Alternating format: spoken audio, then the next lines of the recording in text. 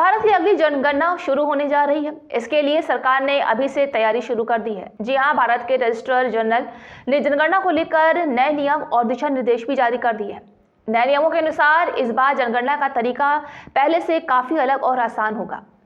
भारत की आखिरी बार जनगणना 2011 में हुई थी, यानी पिछले 15 सालों में देश में कोई भी जनगणना नहीं हुई। इस दौरान देश की आबादी, शहरों का फैलाव, गांवों की स्थिति और लोगों की जरूरतों में बड़ा बदलाव आया है। इसलिए जनगणना सरकार के लिए बहुत अहम मानी जा रही है।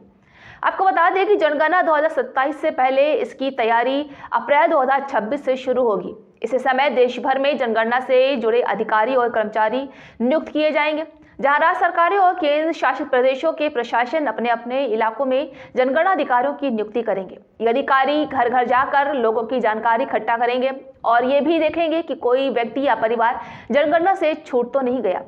इस बार जनगणना में एक बड़ा बदलाव किया गया है। सरकार ऑनलाइन स्वयं गणना यानी कि खुद ही सुविधा देने वाली है। जी हाँ, इसका मतलब ये है कि लोग खुद अपने मोबाइल या कंप्यूटर से अपनी जानकारी ऑनलाइन भर सकेंगे।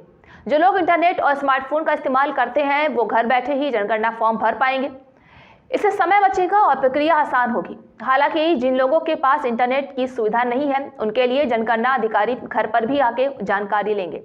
जनगणना सिर्फ लोगों की गिनती नहीं होती, इसके लिए सरकार को ये पता चलता है कि देश में कितने लोग रहते हैं, वो कहाँ रहते हैं, उनकी उम्र क्या है, उनकी शिक्षा क्या है, रोजगार है या नहीं, रहन सहन कैसा है और सुविधाएं मिल रही हैं या नहीं।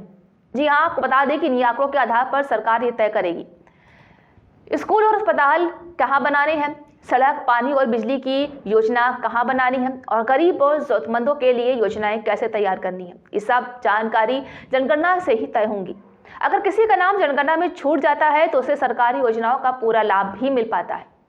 जी हाँ, आपको बता दें कि अगर कोई व्यक्ति या परिवार जनगणना में शामिल नहीं होता तो उसका असर पूरे इलाके पर पड़ता है। उस क्षेत्र की आबादी कम दिखाई जाती है, जिससे वहां कम सुविधाएं मिल सकती हैं। इसलिए सरकार की कोशिश है कि कोई भी व्यक्ति जनगणना से बाहर ना रहे। इसी वजह से ऑनलाइन और ऑफलाइन दोनों तरीके अपनाए जाते हैं। जब अप्रैल 2026 से जनगणना की प्रक्रिया शुरू होगी तो लोगों को सतर्क रहने की जरूरत है। जी हाँ, आप सही जानकारी दें, ऑनलाइन फॉर्म भरें। कुछ लोग सही जानकारी देने से डरते हैं, आप ऐसा बिल्कुल भी मत करें। जनगणना 2027 के जरिए सरकार को देश की नई और सटीक तस्वीर मिलेगी। ये आने वाले कई सालों की योजनाओं की नींव भी बनेगी।